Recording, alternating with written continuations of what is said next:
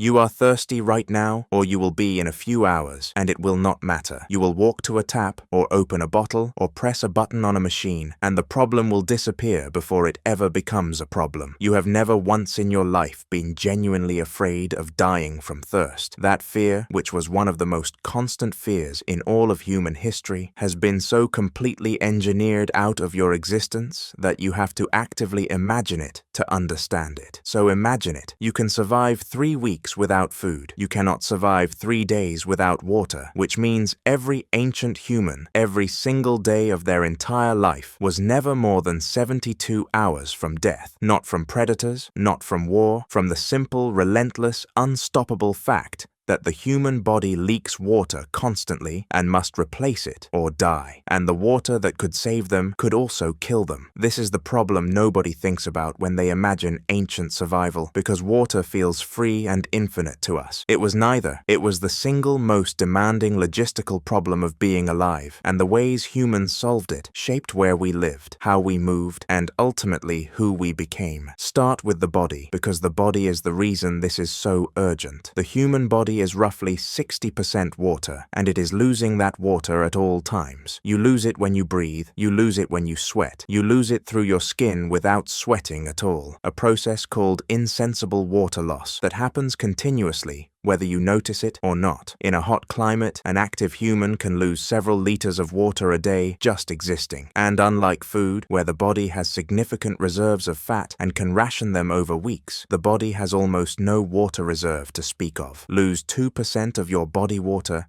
and your cognitive performance starts to decline. Lose 4% and you are physically weakened, your judgment impaired, your ability to make good decisions collapsing at exactly the moment you most need it. Lose 10% and you are in serious danger. 15 to 20% is fatal. And the terrible part of dehydration is that it accelerates. The more dehydrated you become, the worse your decisions get, and the worse your decisions get, the faster you dehydrate. It is a spiral that ancient humans had to avoid entering at all costs, because once you were deep enough into it, you no longer had the clarity to climb back out. So the first and most fundamental fact of ancient human life is this: everything was organized around water. Not food, water. You can travel to find food. You cannot travel far from water without carrying it, and carrying water is enormously difficult without the technology to do it. This single constraint dictated the geography of human existence for hundreds of thousands of years. Ancient humans did not live wherever they wanted. They lived within reach of water, always, without exception, because the alternative was death within days. Camps were located near water sources. Migration routes followed water. Territorial ranges were defined by the water within them. The entire map of where humans could exist was drawn by the location of rivers,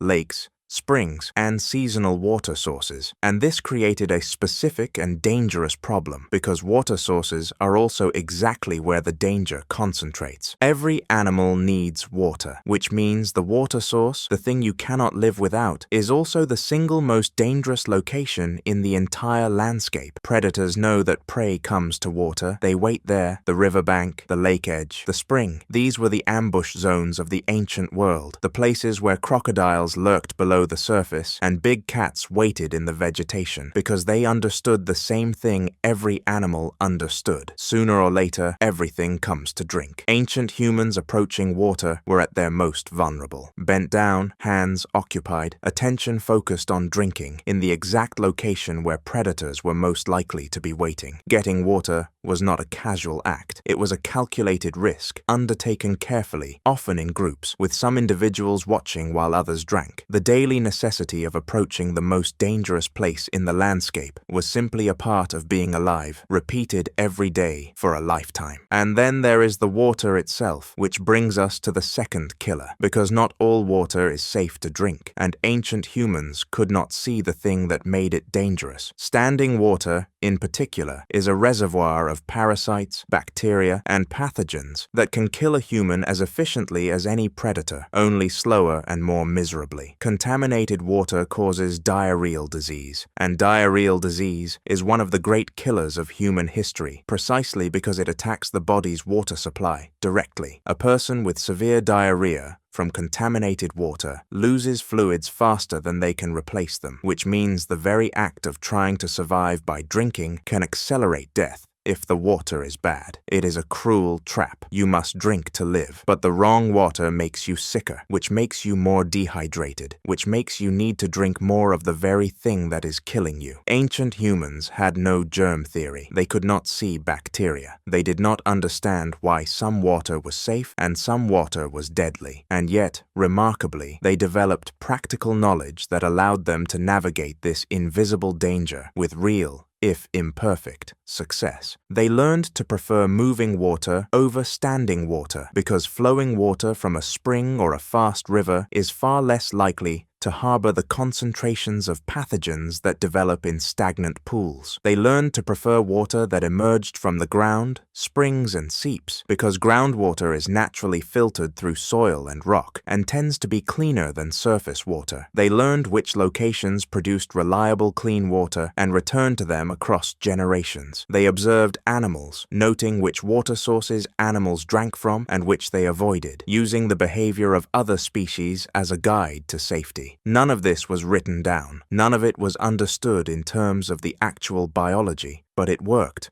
transmitted from generation to generation as practical knowledge about which water would keep you alive and which water would make your children sick. Someone, at some point, noticed that the people who drank from the still green pool got sick more often than the people who drank from the running stream. That observation, repeated and refined across thousands of years, became a body of survival knowledge, as sophisticated in its effects as anything in a modern textbook, even though nobody involved understood the mechanism. Then there is the problem of carrying water, which sounds trivial and is anything but. If you cannot carry water, you are chained to the water source. You can never travel further than you can walk and return before dehydration sets in. The ability to carry water is the ability to expand your range, to cross dry country, to reach food and territory that would otherwise be inaccessible. And carrying water is genuinely hard without technology. Water is heavy. It sloshes. It needs a container that will not leak,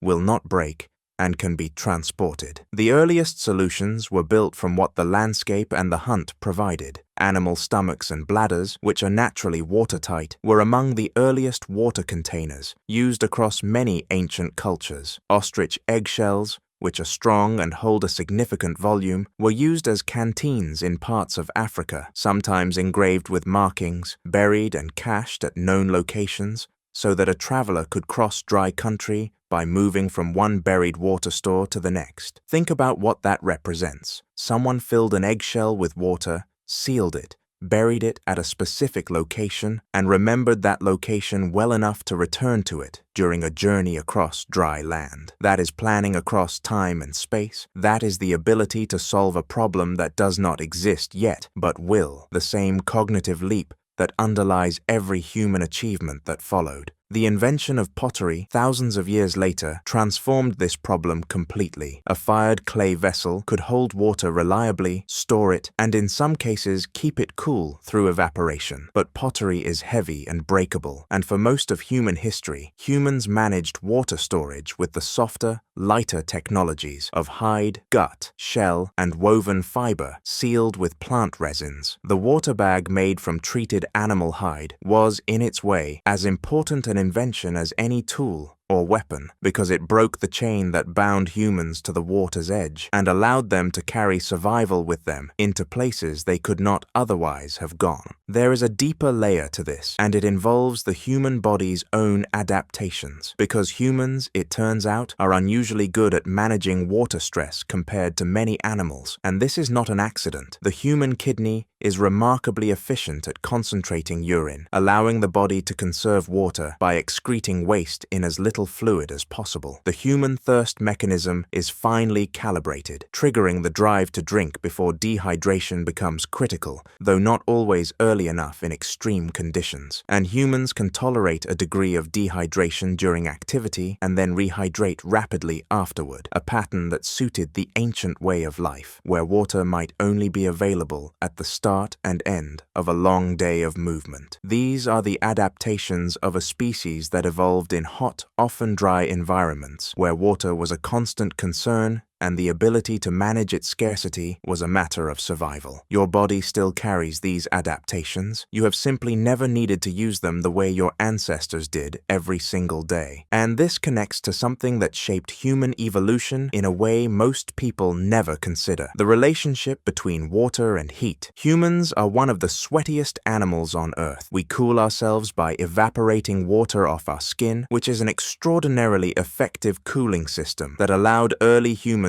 to stay active in the heat of the day when other animals had to rest. But this cooling system has a cost, and the cost is water. Every drop of sweat is water the body must replace. So the very adaptation that let humans hunt in the heat, that let us run down prey over long distances in temperatures that forced predators into the shade, was an adaptation that made us dependent on a steady supply of water. We traded water for the ability to endure heat. It was a good trade, one of the trades that made us who we are, but it meant that the human relationship with water was never casual. Water was not just something we drank. It was the fuel for the cooling system that made our entire way of life possible. Step back and look at the whole picture, and something becomes clear. The search for water was not a background detail of ancient human life. It was the central organizing principle of it: where you lived, how you moved, the routes you traveled, the risks you took, the technologies you invented, the knowledge you passed to your children. All of it was shaped by the daily, unrelenting need to find water and the constant danger of finding the wrong water. Ancient humans built their entire existence around a resource that we now access without a single conscious thought, and they did it with no understanding of the biology, no way to see the pathogens that threatened them, no technology beyond what they could make from the land and the animals around them. They read the landscape for signs of water. They followed animals to hidden sources. They buried eggshells full of water across dry country and remembered where. They learned through generations of watching each other live and die which water was safe, and they carried, in bags made from the bodies of the animals they hunted, the one substance without which nothing else they did would have mattered. The next time you drink a glass of water without thinking about it, consider that this simple,